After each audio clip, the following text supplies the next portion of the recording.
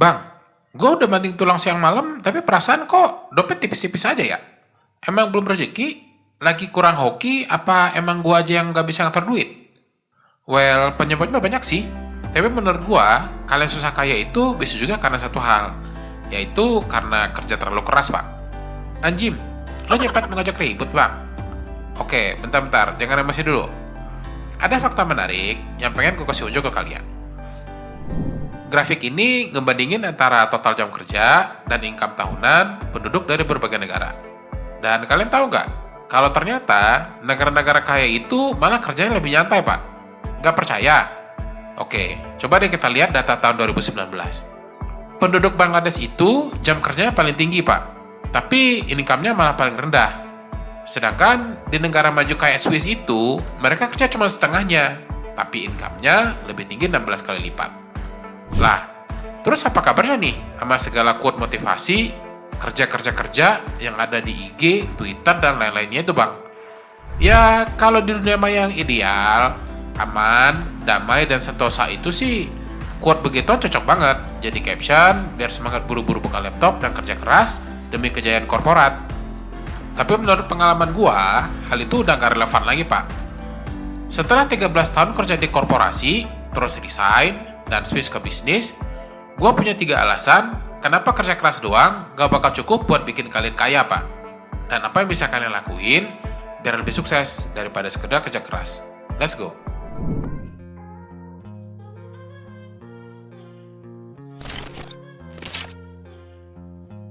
Oke, ini adalah kondisi kalian saat ini yang lagi kerja keras banget. Masuk kantor paling awal, ngambil lembur, terus pulang paling akhir biar bos happy. Nyampe rumah, tidur cuma 4 jam, terus pagi ngantor lagi datang paling cepat, biar bos happy. Weekend tetap ngantor dan ngorbanin family time, demi kerjaan beres, lagi-lagi biar bos happy. Terus, kalian dapat apa sebagai imbalan? Ya, paling gaji yang sama aja kayak teman sebelah. Kalau si bos sih pasti bersyukur banget sama kerja keras kalian. Tapi gak bakal juga lah beliau naikin gaji kalian tiap bulan, ya kan? Harus nunggu dulu sampai awal tahun baru ada kenaikan. Itu pun kalau ada. Dan nilainya juga belum tentu signifikan. Di video yang ini gue udah nunjukin statistik berapa besar kenaikan gaji rata-rata pekerja Konoha dalam 1 tahun. Yang boro-boro bisa bikin kaya. Uang buat ngembangin inflasi aja kayaknya susah. Jadi sekarang gimana kalau gue bilang kenaikan gaji yang gak seberapa dan cuma setahun sekali itu gak sebanding sama kerja keras kalian, Pak. Dan dalam jangka panjang, gue jamin bakal lebih banyak rugi daripada untungnya. Semakin kalian kerja over, kesehatan bakal drop, dan tinggal nunggu waktu aja buat sakit. Menurut studi berikut, bekerja lebih dari 40 jam seminggu itu bakal berpengaruh buruk secara psikologis, Pak. Dan kalau lebih dari 48 jam, selain psikologis, juga bakal berdampak sama kondisi fisik kalian. Tapi lembur kan bikin gue jadi lebih produktif, Bang. No. Berdasarkan studi yang dilakukan oleh Destime terhadap 65.000 pekerja di US, jam kerja yang semakin panjang justru bikin produktivitas jadi drop. Dan untuk setiap tambahan lembur 1 jam, produktivitas kerja bahkan bisa turun sampai 1/5-nya loh.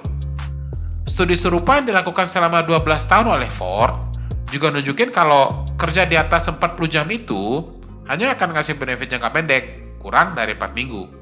Dan setelah itu, kinerja kalian justru malah turun drastis, Pak, karena kelelahan, stres, dan gagal fokus.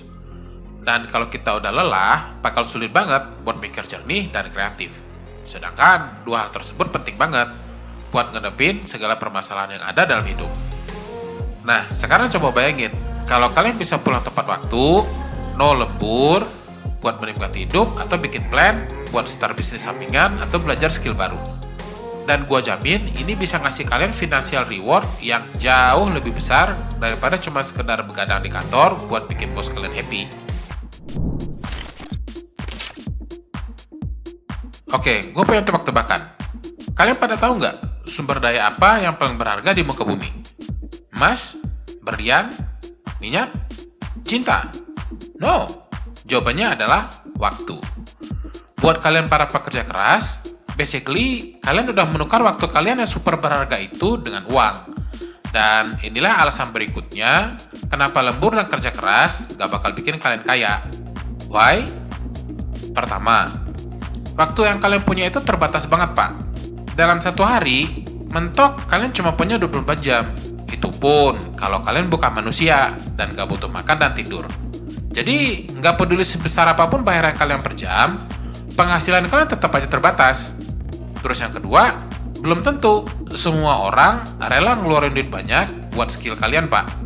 Misalnya nih, kalian adalah dokter spesialis jantung yang udah terkenal dan sukses ngebantu banyak pasien. Tapi tetap aja, sehebat-hebatnya kalian, kalau pasaran biaya konsul itu katakanlah cuma 1 juta per jam, pasien kalian belum tentu mau ngeluarin 2 juta per jam atau lebih, Pak. Karena limit budget mereka kan ada batasnya. Nah, dengan 2 alasan ini, sekarang kalian udah ngeh kan? Kenapa mayoritas penduduk Konoha masih stuck di kelas menengah ke bawah, meskipun punya jam kerja yang termasuk paling tinggi di dunia. Di dalam bukunya, Tony Robbins ngejelasin kalau investasi yang paling gak banget itu adalah menukar waktu kita dengan uang, Pak. Kenapa? Karena uang bisa dicari kapan aja, tapi kalau waktu nggak bisa ditambah-tambahin.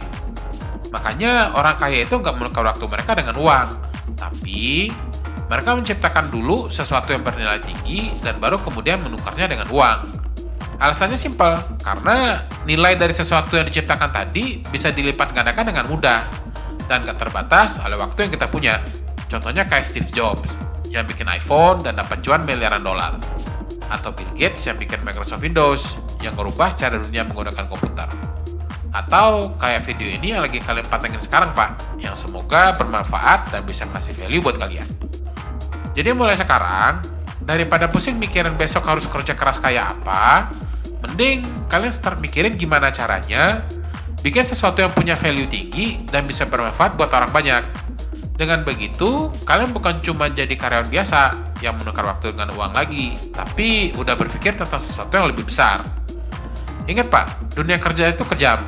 Kalian itu sebenarnya disposable, bisa dipecat kapan aja, dan ironisnya, gaji kalian itu ditentukan dari seberapa gampang si bos bisa mencari pengganti kalian. Makanya, semakin besar manfaat dan value bisa kalian kasih, semakin besar pula gaji yang kalian dapat. Dan itulah alasannya kenapa CEO, ahli bedah, dan pengacara bisa punya gaji sampai miliaran.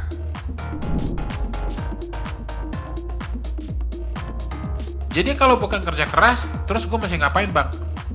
Oke, menurut gue, ada 4 step yang bisa kalian lakuin buat mencapai kekayaan, Pak. Pertama-tama, kalian harus jujur sama diri sendiri. Apa sih value yang bisa kalian tawarin dan bermanfaat buat orang banyak? Dan kalau kalian masih bingung, jangan panik dulu.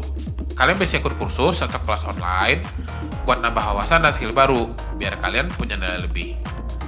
Semakin banyak kalian invest di ilmu dan skill, maka semakin besar pula peluang kalian buat dapetin kompensasi yang lebih baik, Pak. Bahkan Abraham Lincoln, Presiden ke-16 Amerika Serikat aja pernah bilang, kalau saya dikasih waktu 6 jam buat nebang pohon, maka 4 jam pertama bakal saya gunakan buat mengasah kapak. Oh iya, buat yang pengen tahu gimana caranya milih skill baru yang paling cocok buat diri kalian, bisa tonton video gue yang ini.